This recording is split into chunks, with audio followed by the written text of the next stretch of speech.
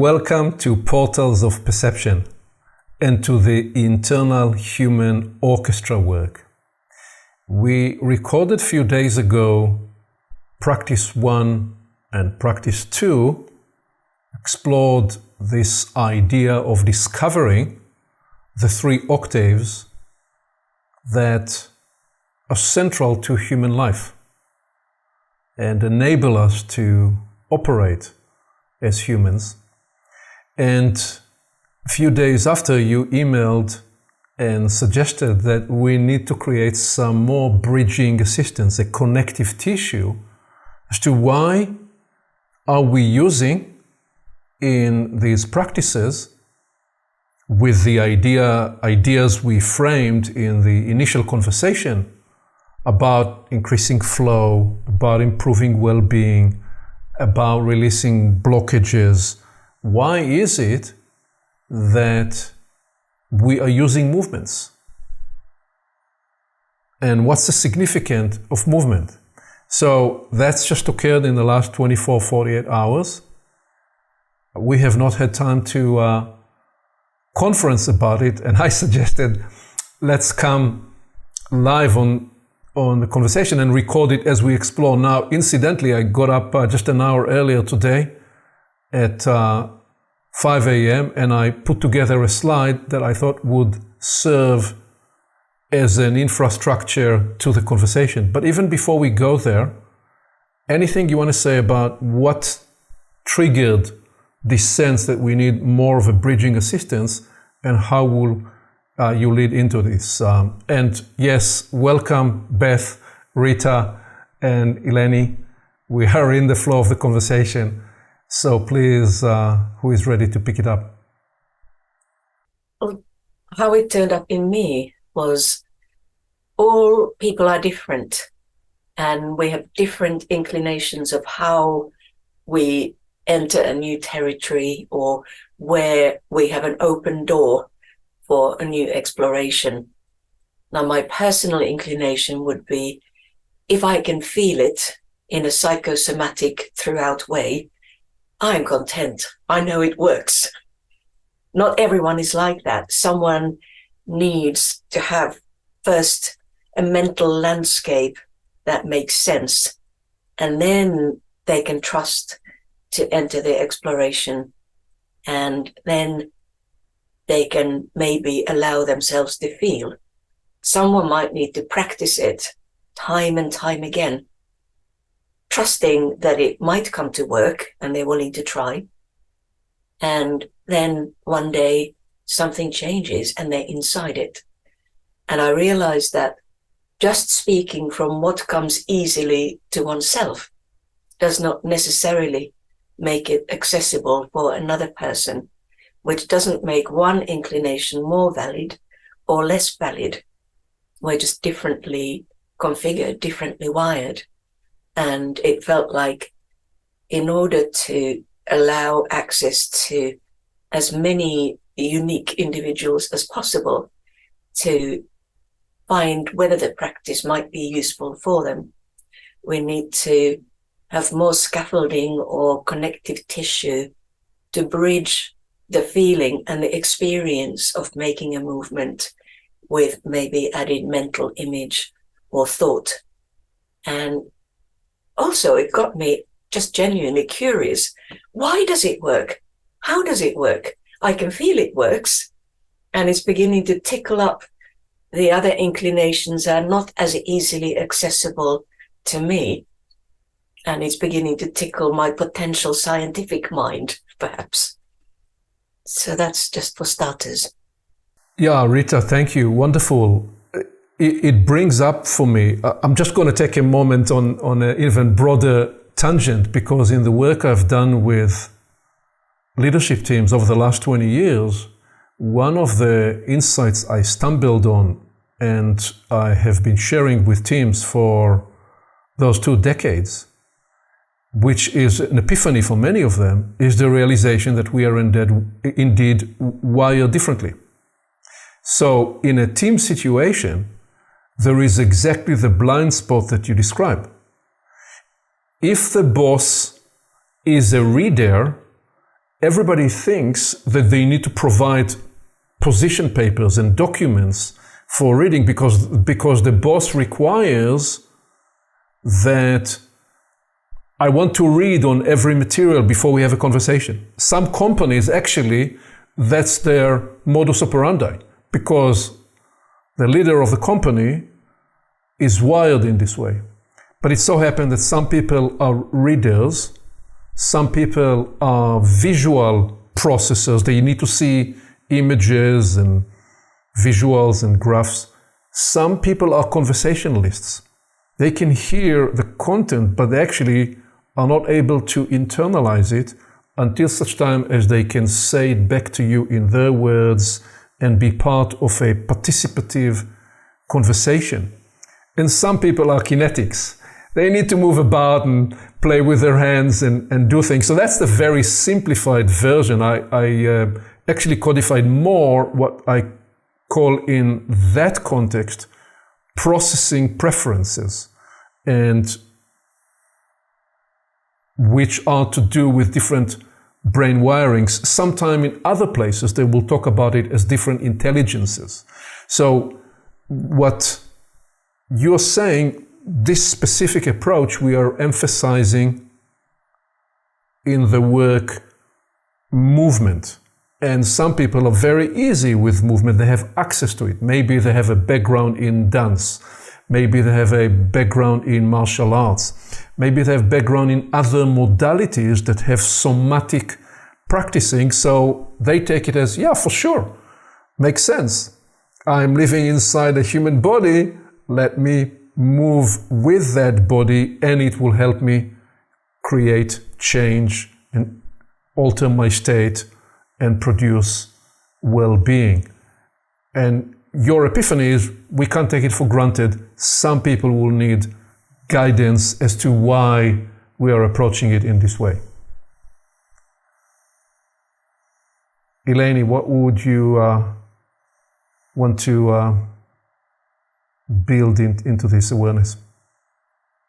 One of the practices and the discovery about the movements is that the movements, it is something that it is actual, it's in the field, not so much in the intellectual and the theory, but it's actually, it is something that our orchestra, it is a processing machine of energy, of producing, generating, cleaning, filtering, and it feels it's part of our genetic code. It's a mechanic code that it is part of the orchestra, let's say. And one of the detections of being in this project these days is to observe around that everything that it is around us, it is being built because of this human orchestra, and the processing of the energy, that it processes energy. And it's important also what kind of energy you are able to process and what energy is not needed. And that's why maybe the different separation that there is in the whole orchestra to help us have better well-being and balance. So I'm going to, in a minute, bring a slide that I call core premises for the work, but let me just say back to you what I heard you say. And it's beautiful that we haven't had this conversation and we are completely within the same lane. You're saying premise number one, this is an energetic machine, energetic processing. Number two, we process different energies. And number three, by differentiating and separating the different energies associated with different processes, we are providing assistance to this orchestra that we are. So, Beth, do you want to speak to say anything at this point, or? Just briefly.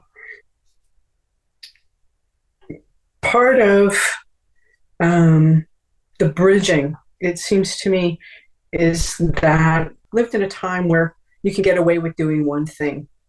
the thing that you're good at.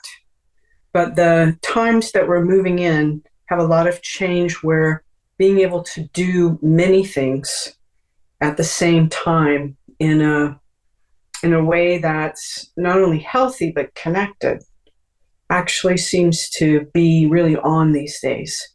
And that's part of this, is how do we bring the whole of everything in so that it can be available to move with the change.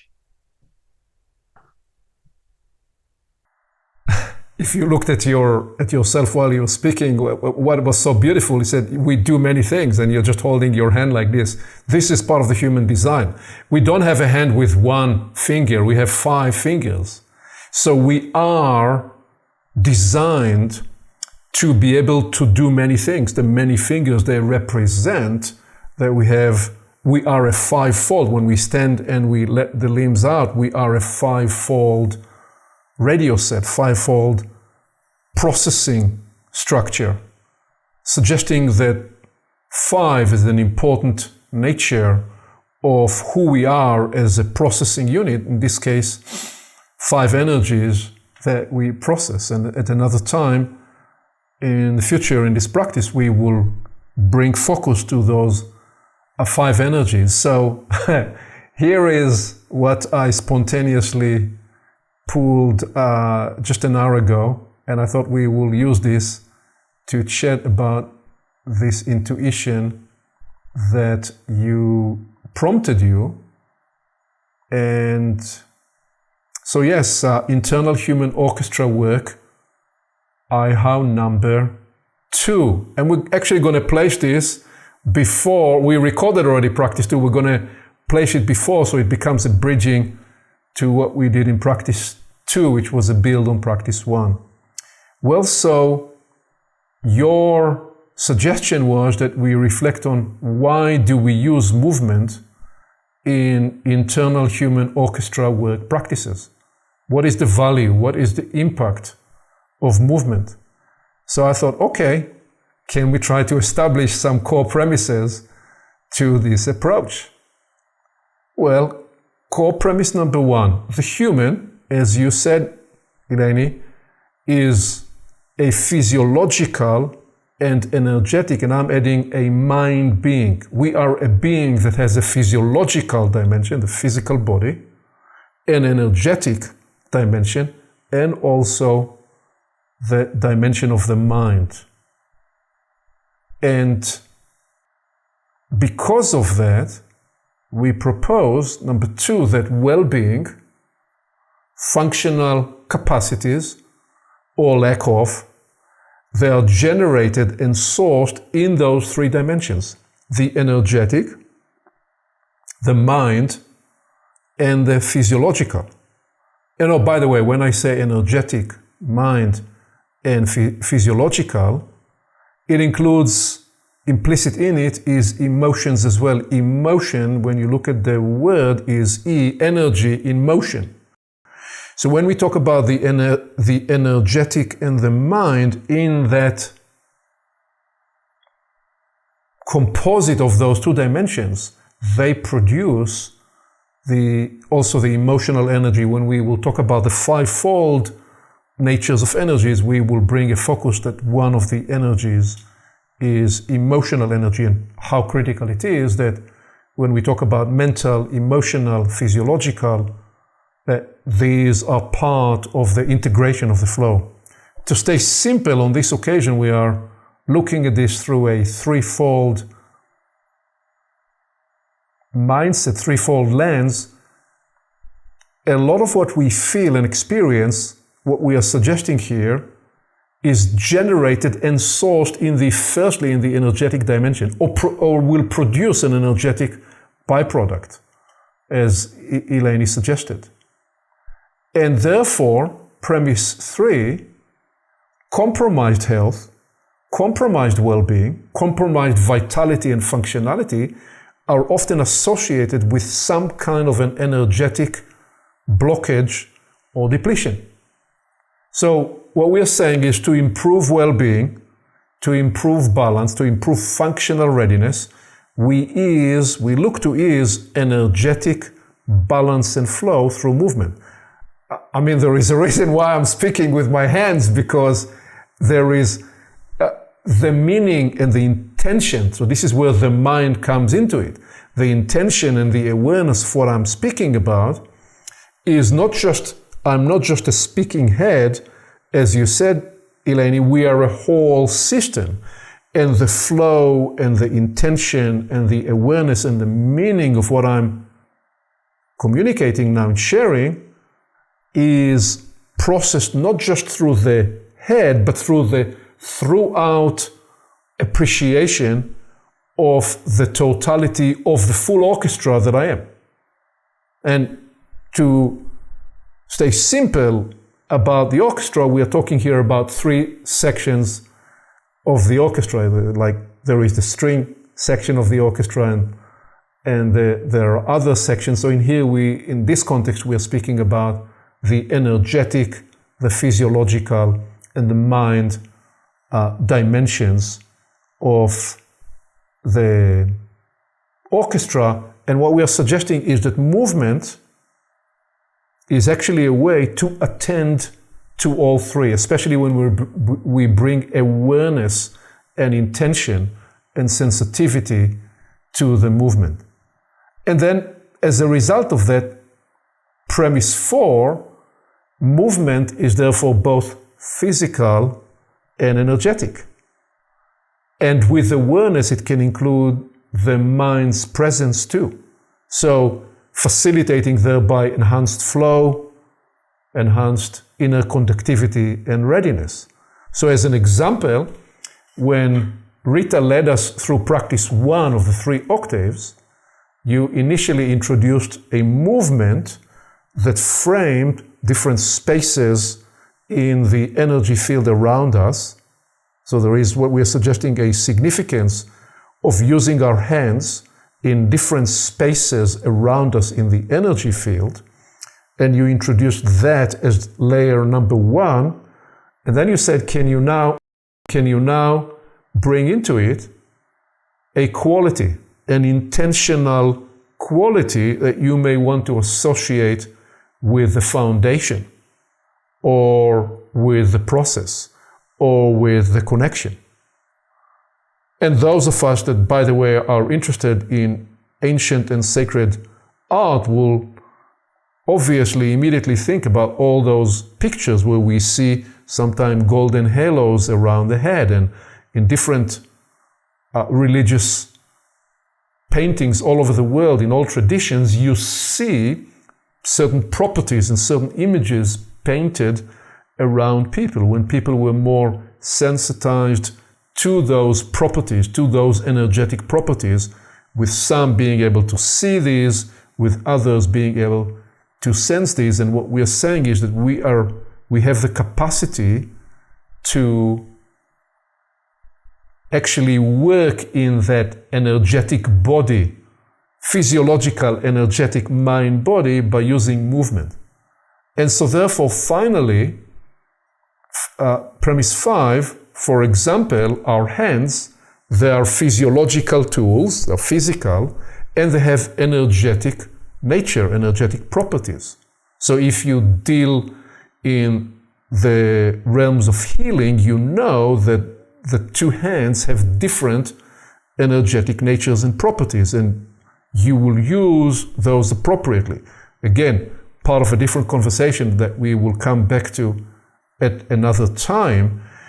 What we are suggesting is, because those hands are energetic tools, by moving them with attuned sensitivity and with intention and awareness, where we bring the distributed presence of the mind, we have a way of impacting and facilitating ease and flow. So by cultivating energetic sensitivity with the hands, we can move into specific areas in the energy field, the aura, and we can ease flow and balance and rejuvenation.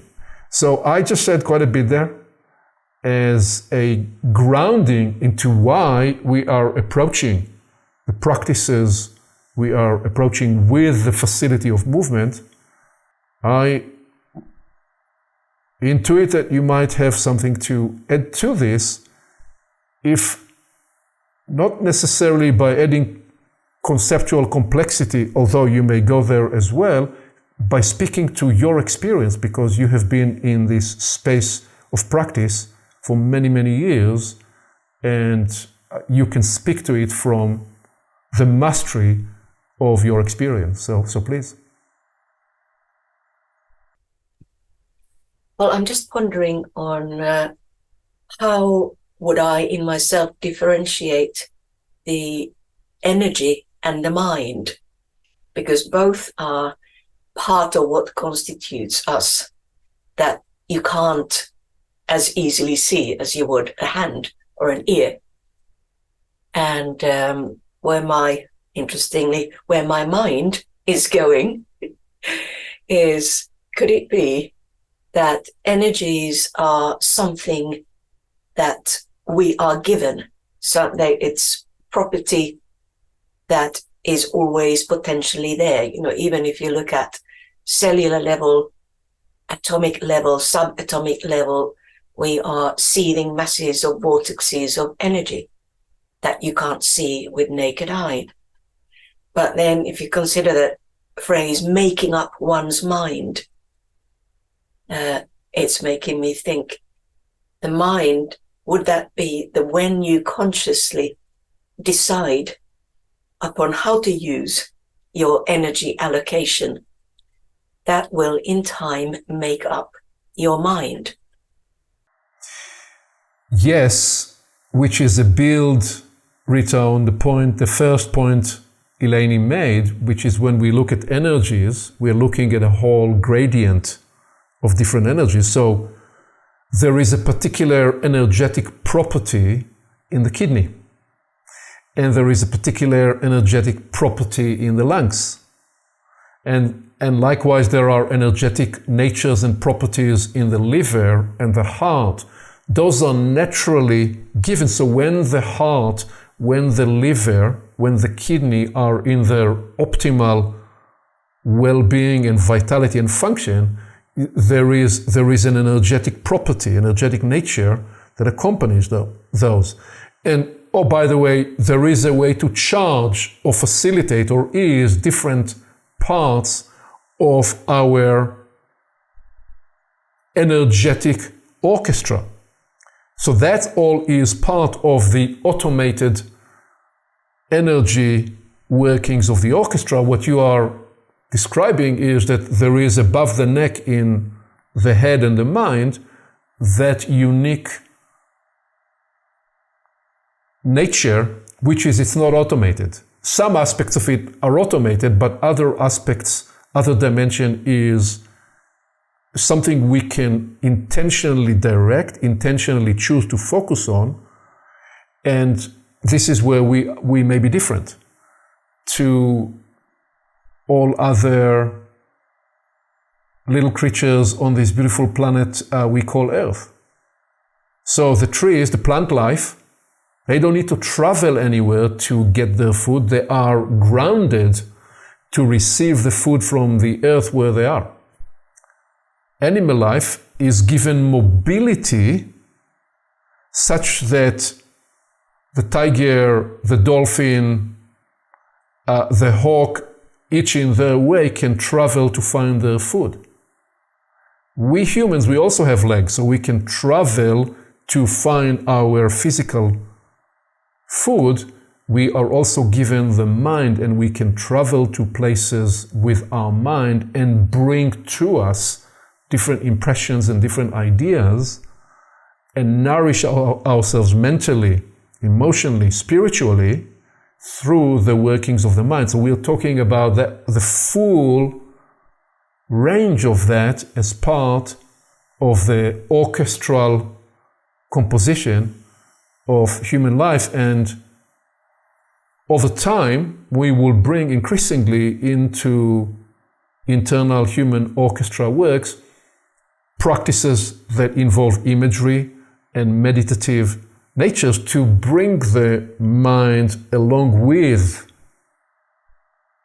the physical, physiological, energetic movement. We are starting by leading with movement to bring to life so much of this orchestra, because I'm using a lot of words now, but part of what we're trying to do is balance words with more of the broader human system. Okay, any other comments from Beth or from Eleni? All of the vectors that we're talking about, whether you're coming in at the physiological, the energy, or the mind, are all viable entries into things. Part of this is to bring them more consciously, or to choose which one you want to come through. Sometimes, or ones you want to come through, preferably as many as possible. The more we experiment and learn to do with all of them, the more we have available in us to be able to respond, react, create, be a part of whatever it is we're choosing. So let me ask you a specific question as we close this intro, and Eleni, if you're going to say something, please pick it up and integrate my question, because the three of you, each one of you in your way, you've been practicing variety of modalities in movement. So, and sometime you'll have somebody comes to a class you lead, and they've been playing with different somatic and movement modalities for 20 years, so there is no problem, they have access. But sometime you'd have somebody who sits in the office and they're generally in their heads and they almost don't remember that there is a body under their head, and they certainly don't have the ears of, okay, I can feel with my hands. So what assistance, what easement, what guidance will you offer people who are joining this IHOW exploration to relax into the discovery with movement, including sometime when we may feel awkward or not sure, am I moving correctly? Is there the right way of doing this? What bridging assistance will you offer there? One of the things into this as well is the movement is also about the signal, a response to a signal. And sometimes you invite the people to discover also by themselves, to come into it more soft and more relaxed, and to give them the opportunity to see how it comes, how it unfolds with their own ways in the beginning.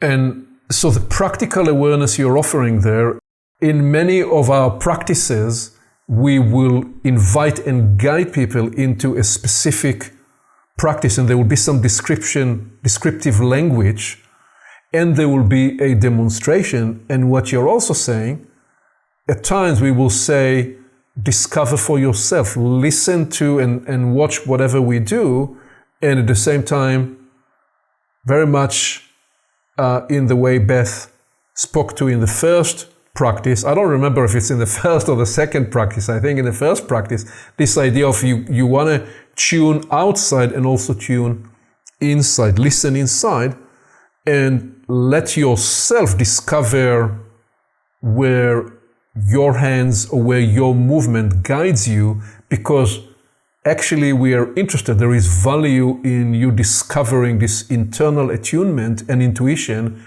to follow movement in the way it arises for you.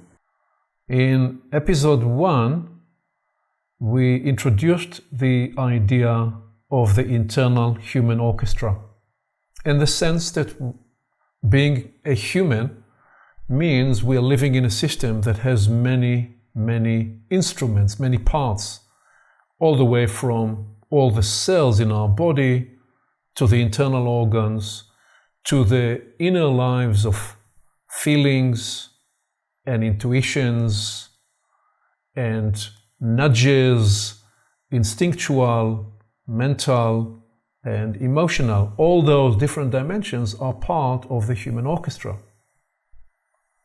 And we offer the awareness that a core element of modern and postmodern life is a struggle with those different lives, those different instruments in one's orchestra pulling in a different direction, if you like, playing a different tune, producing as a result a cacophonous, disjointed piece of music instead of the harmonious, enhancing music it can produce. And so in these practices, we are seeking to offer ways of coming back to your center and bringing your orchestra to a more harmonious, optimal way of orchestrating, playing, and as a result of that, experiencing better well-being, better vitality. So, Beth, let me invite you to, in practice 1, we called it locating the 3 octaves. We want to build on that into integrating the 3 octaves, and please lead us into this discovery. So to start with, let's just review what we're working with and a little bit about them. And then we'll take an example and try and explore or play a little bit with them to see how do these different parts talk to each other. So find your waist, and from your waist down, talk about our foundation. What do we got that we can use to work with? Maybe it's stability in standing. Maybe it's movement. Think about what allows you, what have you got that you use that lets you do what you do? Foundation. You can feel this physically in your feet and legs, or you can also feel this from your hands down in a sensing kind of way. That's the first part of our human orchestration that we have to work with. The second part, we spoke about process, which is more like from the shoulders to the waist. How do we process things? How do we use things? If we have things to work with, how do we use them? And what nature of processes to activate them, use them, bring them full in ourselves? So processes. It might be a breathing out. It might be a breathing in. It might be an expansion. It might be bringing things in a little bit more. That's just examples of some of the processes in the middle. And then we spoke about the third part of our orchestration, which is connection in the mind, in the mentality, in our envisioning of things, and our ability to reach beyond and pull in new intelligence, new ideas, new ways. These are all in the connection part of things. So now that we're a little bit refreshed inside of these 3, connection, process, and foundation, let's try an example, play with it a little bit. Now you can follow my example, or you can choose some things yourself that you want to play with. Feel free to explore, and if you feel like you don't know what you're doing, just follow me and see what that does or says to your inner orchestra. So let's start at the top in the connection side of things. Sometimes in the connection side of things, I'm looking to activate something, or I'm looking to try something new, to figure something out. And one of the ways that I do that is either through inviting certain kinds of qualities that I might need, or I might have, or I might need to further, or to ask myself questions about those things. So I'm going to invite today the quality of patience, being able to wait and listen to things. And I want to make a call for that, to be able to do it better, to be able to sit with things, envision things, and be with them to get their intelligence. Also want to bring belief, the belief that I can invite new things, I can move forward and try new things, and that there's help for that to actually happen.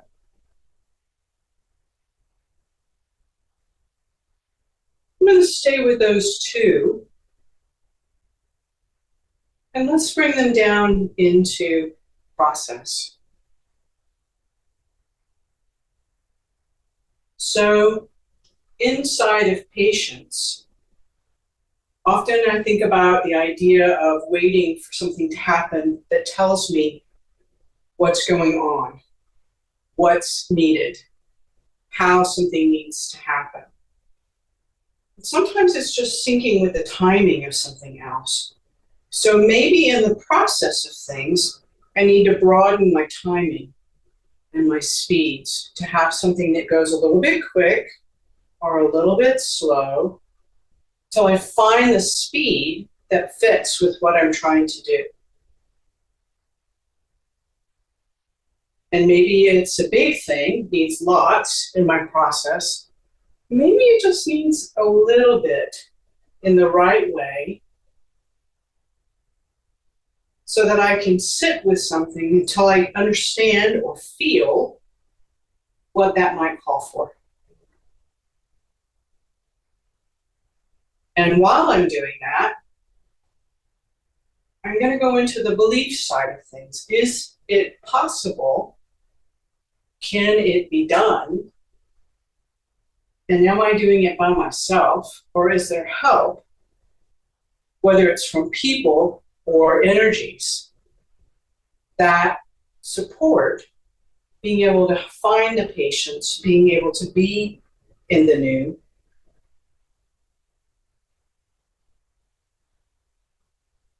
And maybe you'll feel it inside. There's a place where something clicks and you go, right, okay, got it. But until you get to that place, maybe you're searching in the process of what's needed here. What will make this happen?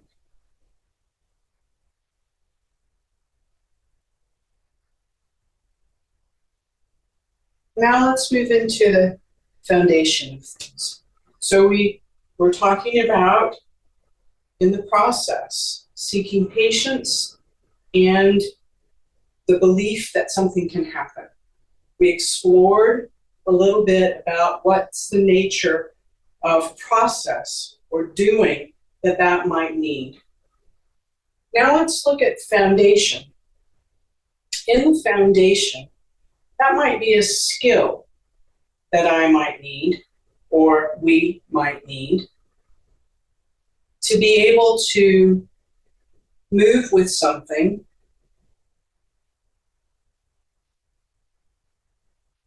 and step outside of what I know by finding what it is that works and trying it, whether it's new or old and it's needing to be polished and brought current,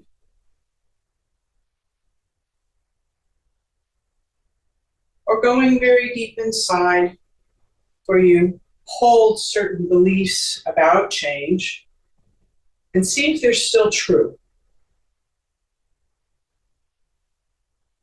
One of the challenges that I face right now about change and belief is that when you get to a certain age, you stop trying for new things, you stop believing, you got it already. And one of the challenges of the foundation for me at the moment is coming into, we find it new every day.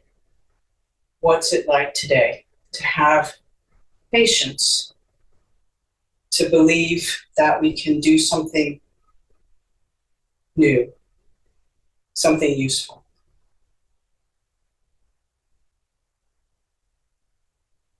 So stop for a minute, stand still, register these different parts of yourself, the connection, the process, the foundation. There are 3 parts that we're speaking about in the orchestra. Do they feel more like one part now? Can you feel a little bit the difference between them? And why it might be important to explore that more.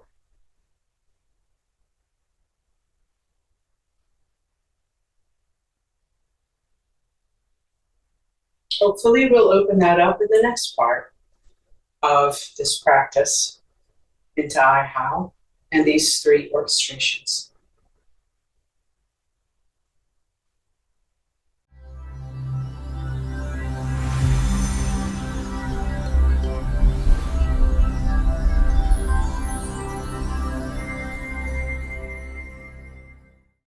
Along with our website at portalsofperception.org, Portals is also available on YouTube and on all podcast platforms, as well as social media.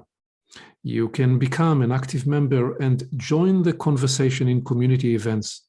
And you can help us get the word out by liking this content and by sharing it with your friends.